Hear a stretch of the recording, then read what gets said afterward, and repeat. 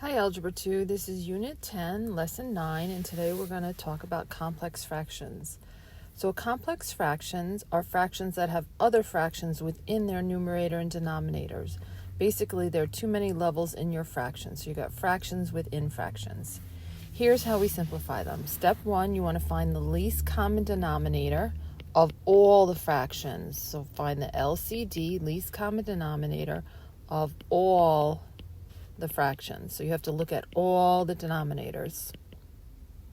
Step 2, you want to multiply everything by that least common denominator. So multiply everything by the least common denominator. Basically, you're canceling out the denominators.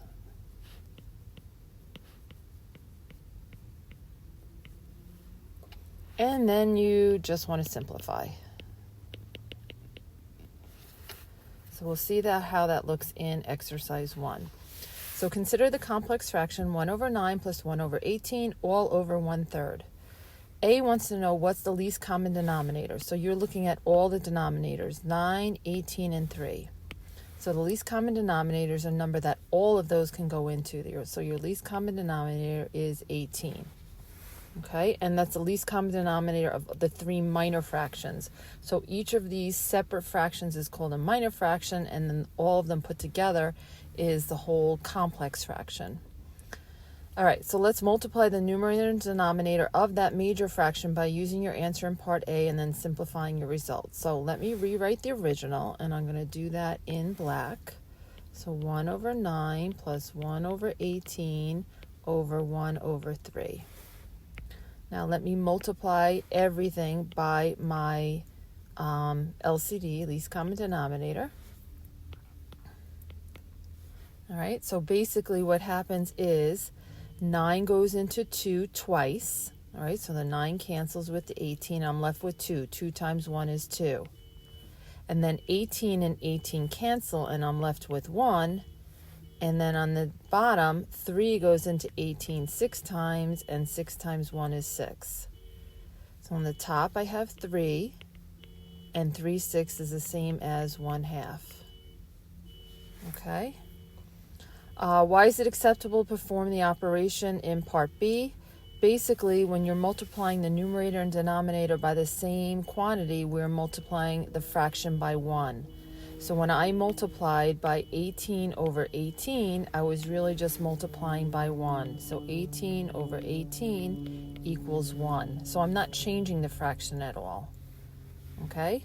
So let's look at exercise 2. So we'll try all these. So I'm going to look at 2, 10, and 5. Least common denominator is going to be 10. So I'm multiplying the top by 10, the bottom by 10.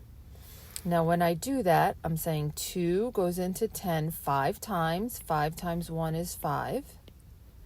10 goes into 10 once. 1 times 1 is 1. And the bottom, 5 cancels with the 10, and I'm left with 2, and 2 times 2 is 4. So basically, I just have 4 over 4, which is 1. Right? Not too bad. The next one, I have 3 and x as my denominator. So actually my least common denominator is going to be 3x. So with the first fraction, the 3's cancel, and I'm left with an x, and I multiply that by 2, and that's 2x. The second fraction, the x cancels with the x, and I'm left with 3, and 3 times 2 is 6. On the bottom, the first fraction, the 3's cancel, and I'm left with x, so that's 5x. And the second fraction, the x cancels with the x, and I'm left with 3. 3 times 5 is 15. Okay? Now, each of these has a greatest common factor. So with the 2x plus 6, I can pull out a 2, and I'm left with x plus 3. And the 5, I can pull out the 5x plus 15, I can pull out a 5, and I'm left with x plus 3. So see how they have that same thing? Those cancel, and I'm left with 2/5. All right, so we're starting to get a little bit more complicated. Let's look at C. Again, I want the least common denominator, which is going to be 8x. So the left fraction on the top, the 8's cancel, and I'm left with x times 3 is 3x. The second fraction on the top, 4x and 8x cancel, and I'm left with 2. 1 times 2 is 2. The bottom's also being multiplied by 8x. The first fraction on the left, the x is canceled. 2 goes into 8 4 times. So 4 times 7 is 28. And the second fraction, 4 goes into 8 twice. So 2x times 3 is 6x. All right? And that cannot be simplified. That's it. All right, so let's see what we got on the next page for these. All right, so simplify again, but you can see that I'm getting much more complicated over here. I need my least common denominator. Look what I have. I have 2x squared, 2x, and x squared. So my least common denominator is going to be 2x squared.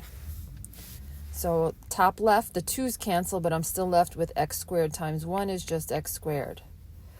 The fraction on the right, x squared cancels with the x squared, but I'm left with 2. 2 times negative 2 is negative 4. All right, on the bottom, the 2x cancels with the 2x squared, but I still am left with x, and that x times 3 is 3x. And then x squared cancels with x squared, and I'm left with 2. 2 times negative 3 is negative 6. Now, this can be factored on the top. That's the difference of two perfect squares.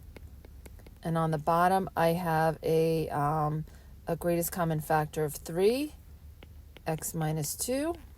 So the x minus 2's cancel, and I'm left with x plus 2 over 3. All right, so these can get tricky. You have to be careful. B is similar, so let's try C because that's a little bit different. I got 12, 6, x, 12, and 3x. So number-wise, my least common denominator is 12. Letter-wise is x, so I got 12x. And on the bottom, I got the same thing, 12x. All right, so first fraction, 12's cancel, and I'm left with x. That gives me x squared. Second fraction, 6 goes into 12, 2, so 2x times 1 is 2x.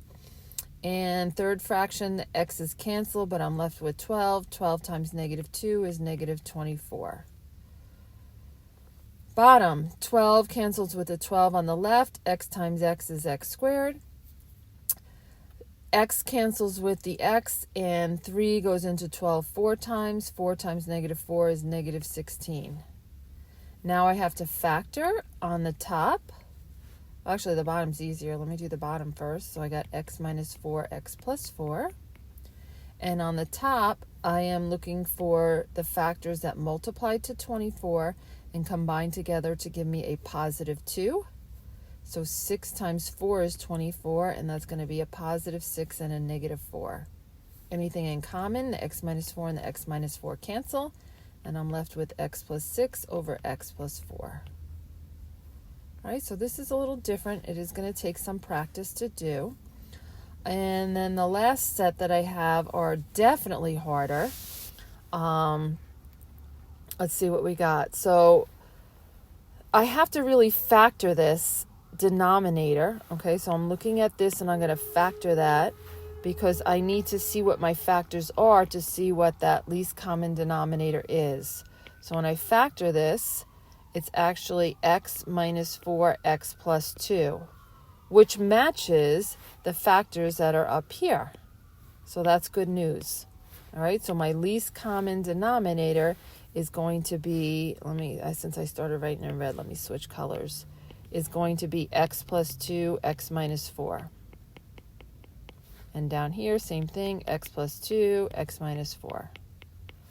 All right, so with the first fraction, the x plus 2's cancel, and I'm left with x minus 4, but that's multiplied by 4. So 4x minus 16. On the right, the x minus 4's cancel, all right, but I'm still left with x plus 2, and that's being multiplied by 2. And on the bottom, they just cancel out. Oops, that was an x. So these cancel, those cancel, and I'm just left with my 12x minus 24. Okay, those cancel that. And again, this was that, so that was already gone. Let's combine the top, so that's 6x minus 12, 12x minus 24. Let's pull out the greatest common factor of 6, and let's pull out the greatest common factor of 12. Oh, and look, those are now the same.